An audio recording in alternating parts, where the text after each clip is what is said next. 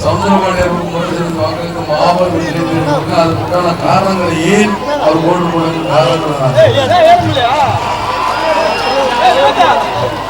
இந்த எண்ணூர்ல வந்து பாத்தீங்கன்னா பாரின் கம்பெனி அதான் உரத்து வச்சாங்க இல்லையா? அந்த உரத்துல இருந்து பாத்தீங்கன்னா எவ்வளவோ கழிவுநீர் நிறைய அரசாங்க கழிவுநீர் தான் உரமும் நம்மளுக்கு வேண்டி இல்லைன்னு சொல்றாங்க. ஆனா அதோட தண்ணியை பாருங்க மாசுபடுத்திருக்கு. அந்த தண்ணியை வந்து உங்க சீரம் வச்சு அதை ஏதோ கரெக்ட் பண்ணி அது ஏதோ விட்டா ஒன்றும் பிரச்சனை இல்லை. ஆனா இவங்க என்ன பண்றாங்க, ஸ்ட்ரைட்டா வந்து பாராளுமன்றத்தில் யாருந்தால அவங்க கைக்குள்ள போட்டு அவங்க அதனால வருது. சரி, அதை மீறி பாராளுமன்றத்தில் ஒரு அமிலமான ஒரு புகை வருது, அமோனியா அமிலமான ஒரு புகை வருது. புகை வந்து சிறு குழந்தைகளை பாதிக்க அந்த கிணத்துல, அதாவது சிறு குழந்தைகளை பாதிக்கிற மட்டும் அந்த தண்ணி மாசுபடுத்த தண்ணீர்ல புளோரைடு வாட்டர், அதாவது குடிக்கிற தண்ணி கூட புளோரைடு மாதிரி இருக்கு. தர்மபுரி அப்படிதான் புளோரைடு வாட்டருவாங்க. பல்லு, எலும்பு, கிட்னி இதெல்லாம் பல பிரச்சனை வரும். அதே தான் இங்கேயும் பல பிரச்சனை வருதுன்னு சொல்றாங்க. ஏன் இதெல்லாம் ஒரு காரணம் இல்லை. இதெல்லாம் வந்து ரொம்ப பெரிய பிரச்சனை பண்றாங்க. அதே மாதிரிதான் பாத்தீங்கன்னா எண்ணூர் பவுண்டரின்னு ஒண்ணு உங்களுக்கே தெரியும். அந்த எண்ணூர் பவுண்டரில இருந்து பாத்தீங்கன்னா என்னன்னா ஒரு கருப்பு புகையா வரும். அவங்க அந்த பவுண்டரி மேல அந்த புகையும் பாத்தீங்கன்னா உடல் எடுத்தாங்க. இந்த புகை எல்லாத்தையும் காசு நோய், இன்னமும் நோயெல்லாம் வருது. ஏன்னா அதே மாதிரிதான் அனல் மின் நிலையம் ஒன்று இருக்கு. பார்த்தீங்கன்னா புகை, அதுவும் புகையா வருது. எல்லாருமே அனல் மின் நிலையத்துக்கு புகையாகவும் போறதுக்கு ஒரு அமிலம் இருக்கு. ஒரு ஒரு ஒரு மாற்று ஒரு இது இருக்கு. அந்த புகை போட்டாது ரொம்ப புகை. ஆக தமிழ்நாட்டில் பார்த்தீங்கன்னா அதிகமாக சுற்றுப்புற சூழல், அதாவது மாசு கட்டுப்பாடு வர எங்க இருந்தா இங்கதான் இருக்கணும் இங்கே கிடையாது. இதுல கூட மாசு அதிகமாக படிச்சது நார்த் மெட்ராஸ் தான். ஆனா கைவிடப்பட்ட நார்த் மெட்ராஸ் என்னை பொறுத்தவரை கைவிட்டாங்க எல்லாருமே.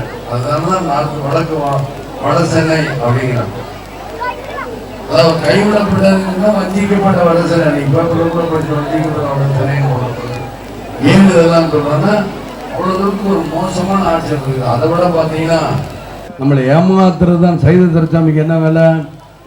இங்க உட்கார்ந்துக்கிட்டு இவர் உட்கார்ந்துக்கிட்டு என்னன்னா, சைத துரைசாமி எங்கேயும் இல்லை, சாதாரண ஒரு ஆள், கரூர்ல இருந்து வந்த ஒரு ஆள் இங்க வந்துக்கிட்டு சும்மா ஒரு பேருக்கு ஐஏஎஸ் எழுதுறேன் அப்படின்னு ஏமாத்திக்கிட்டு இருக்க ஒரு ஆளுங்களை வச்சு. ஐஏஎஸ் எழுதுறவங்களாம் ஃப்ரீ இந்த ஐஏஎஸ் ஐபிஎஸ் எழுதுறவங்களாம் ஃப்ரீ இல்லை.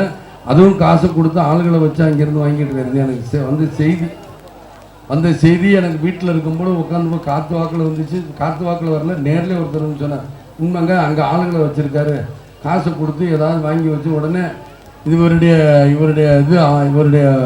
ஐபிஎஸ் ஐஏஎஸ் படிக்கிறவங்களாம் ரொம்ப நல்லா படிக்கிறாங்க, கொஸ்டின் பேப்பரை கொடுத்துருவார். இவரெல்லாம் ஒரு மேயரா? கொஸ்டின் பேப்பர் அவுட் பண்ணுறவங்களாம் ஒரு மேயரா? இவரெல்லாம் ஒரு மேயரு, இவருக்கெல்லாம் கொடுத்துருக்கீங்களே, அதைத்தான் சொல்லுங்க. அதே மாதிரி மேயர்னு உட்காந்துக்கிட்டு என்ன பண்ணுவார்னா, இவர் மொத்த மெட்ராஸ் என்னன்னு பார்ப்போம், வரைபடம் எதுக்காக பார்க்குறாரு, எதுக்காக ஃப்ளைட்டில் போடுறாரு, எதுக்காக ரோடு போடுறாரு. முன்னே ரோடெல்லாம் போடுறதில்ல. இவர் வந்து இடங்களை பூரா பிடிச்சி விற்கிறது, ரியல் எஸ்டேட் பண்ணுறது அவருடைய வேலை. அன்னைக்கு வந்து நான் ஒரு தடவை போனேன், எது பக்கம் மேயர் இருக்கிற வீடு பக்கம். என்ன யார் வீடு? இங்கே போலீஸில் நிற்கணும், மேயர் வீடு தாங்க தெரியும் இப்படின்னு ஒரு வண்டி நிற்கிதுன்னு. மற்ற எல்லா வண்டியும் அந்த பக்கம் நிற்கிது. அதாவது திரும்புகிற இடத்துக்கிட்ட வீடு இருக்கான். நான் இப்படி இருந்து போகிறேன், திரும்ப இடத்துக்கிட்ட ஒரு காருனால எந்த வண்டியும் திரும்ப முடியாது. இப்படி பார்த்துட்டு இப்படின்னு என்னன்னா ரெட்டையில போட்டிருக்கான். வேட்பாளர் அறிமுகப்படுத்துகிறேன். என்னுடைய வேட்பாளர் சவுந்தரபாண்டியன் அவர்களுக்கு நீங்கள் முரசனத்தில் வாக்களியுங்கள் என்று கேட்கிறேன். ஒரு பாரியன் கம்பெனிலேருந்து மற்றவங்களும் எண்ணூர் பவுண்டரிலேருந்தெல்லாம் பார்த்தாங்க, எம்பிகளுக்காக சரி கட்டிக்கிட்டு இருக்காங்க. எங்கள் எம்பிக்கு நீங்கள் ஒரு தடவை வாக்கடிங்க, நாங்கள் என்ன பண்ணுறது அப்புறம் பாருங்கள்.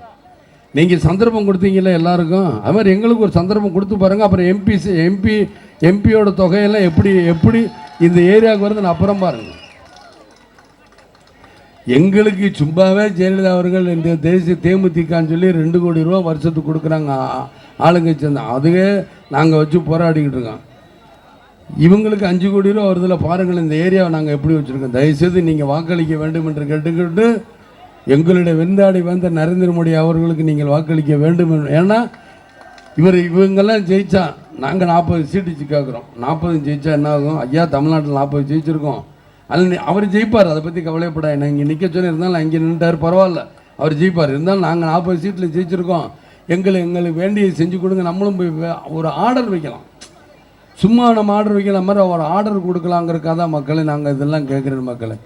அதனால் சொல்லுகிறேன், நீங்கள் நிச்சயமாக இவங்க வந்து செய்வீங்களா அப்படின்னு கேட்டுக்கிட்டு கூட ஜெயலலிதா செய்வீங்களான்னு கேட்டாங்க. அதற்கு மக்கள் கேட்குறாங்க, குடிநீர் கொடுப்பீங்களா, கரண்ட் கொடுப்பீங்களா, வேலை கொடுப்பீங்களா அப்படின்னு கேட்டாங்க. அந்த அம்மா அதுலேருந்து சொல்லலை. அப்புறம் 2 நாள் வந்துனாங்க, ஏங்க இவங்கெல்லாம் கேட்குறாங்கிறதுட்டு இது இப்படி நீங்கள் கேளுங்க, உங்கள் ஸ்டைல் நல்லா இருக்குன்ட்ருக்கேன். யார்? இந்த வானத்தை அண்ணாந்து பார்த்து கும்பிடுறாங்களா அவங்க தான், அவெல்லாம் குறிப்பிடுமா? அதை விட பாருங்கள், இந்த அம்மா வந்தால் எங்கள் கண்ணில் புகை அடிச்சுன்னு இப்படியே சாஸ்தாங்கம் விடுவாங்களாம். என்னடா நான் ஒன்றும் இல்லை, சாஸ்தாங்க விழுங்குறதுனா கண்ணில் புகையில் வந்து மண்ணுக்குன்னு கண்ணில் அடிச்சிடக்கூடாது, இப்படியே பொத்திக்கிறது, பொத்திக்கிட்டு சாஸ்தாங்க விடும். வேறு ஒன்றும் காரணம் இல்லை மக்களே, இப்படி கண்ணை மூடிக்கிட்டு பொத்தி விடுது, வேறு ஒன்று. அது என்னன்னு நினைக்கிறாங்க இவங்க, ஆஹா நம்ம ரொம்ப மரியாதை செலுத்துகிறாங்க. மரியாதை ஒன்றும் கிடையாது, ஒரு மரியாதை கிடையாது. கண்ணில் இங்கே மண்ணு விழுந்துருமாங்கிற பயத்தில் இவங்க எல்லாம் அப்படியே அப்பா ஆண்டவா இந்த பதவி எப்படியாவது பார்த்து தப்பிக்க வச்சுருப்பா அப்படின்னு கும்பிட்டுக்கிட்டு இருக்காங்க. பதவியை தூக்கி பாருங்கள், யாராவது கும்பிடுவாங்களாம் பார்ப்போம். பதவி இருக்கிறது தான் கும்பிடுவோம், பதவி இல்லாமல் வந்து கும்பிடணும். நீங்கள் தான் ஆயிரக்கணக்கு என்னமோ 2 லட்சம் 3 லட்சம் காட்டுறீங்களா, அவங்கெல்லாம் ஓட்டு போட்டாலும் நீங்கள் ஜெயிச்சிருவீங்களா இல்லையா? பேச்சு கேட்கணும், அதுதான் முக்கியம் என்று சொல்லிக்கொண்டு என்னுடைய வேட்பாளரான சவுந்தரபாண்டி அவர்களுக்கு நீங்கள் முறை சின்னத்தில் வாக்களிக்க வேண்டும் என்று தாழ்மையோடு கேட்டுக்கொள்கிறேன். மக்களே, வேட்பாளரான சவுந்தரபாண்டி நீங்கள் முறை சின்னத்தில் வாக்களிக்க வேண்டும் என்று வாக்களிப்பீங்களா? உங்களுடைய வேட்பாளர் பெயர் என்ன? வேட்பாளரின் பெயர் என்ன? என்ன இருக்க சவுண்டு குறையுது? அவருடைய சின்னம் என்ன? அப்படி கத்துங்களேன். அவருடைய சின்னம் என்ன? எங்கள் தொண்டை தண்ணி அப்படிதானே காத்தோம். நாங்கள் 3 மீட்டிங்கில் பேசுகிறோம். அது மாதிரி நீங்கள் ஒரு தடவை கூட சத்தம் போடலன்னு என்ன இருக்கு?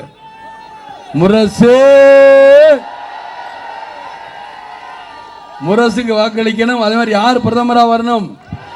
நரேந்திர மோடி. யார் பிரதமராக வரணும்? நரேந்திர மோடி. ஏன் பிரதமராக வரணும்னா 15 வருஷத்துக்கு முன்னாடி இருந்த, அதாவது குஜராத் எப்படி இருந்தது, இப்போ எப்படி இருக்கு அப்படிங்கிற பார்த்து தான் நான் சொன்னேன். தமிழ்நாடு நிச்சயமாக மாறும் என்று சொல்லிக்கொண்டு உங்களது விரைபெறுகிறேன். நன்றி மக்களே. மறந்துடாதீங்க, நீங்கள் கொட்டும் முறை சின்னத்தில் வாக்களிக்க வேண்டும். எங்களுடைய வேட்பாளர் சவுந்தரபாண்டி அவர்களுக்கு நீங்கள் முறை சின்னத்தில் வாக்களித்து வெற்றி பெற செய்ய வேண்டும். வெற்றி பெற செய்வீங்க நம்பிக்கையில் இந்த கூட்டத்தை பார்த்தா 40 நம்ம தான் அப்படிங்கிற நம்பிக்கை இருக்குன்னு சொல்லிக்கொண்டு விடைபெறுகிறேன். நன்றி மக்களே, நன்றி, வணக்கம். வணக்கம். எங்களது என்எஸ்டி கலைக்கூடத்தின் முதல் முயற்சி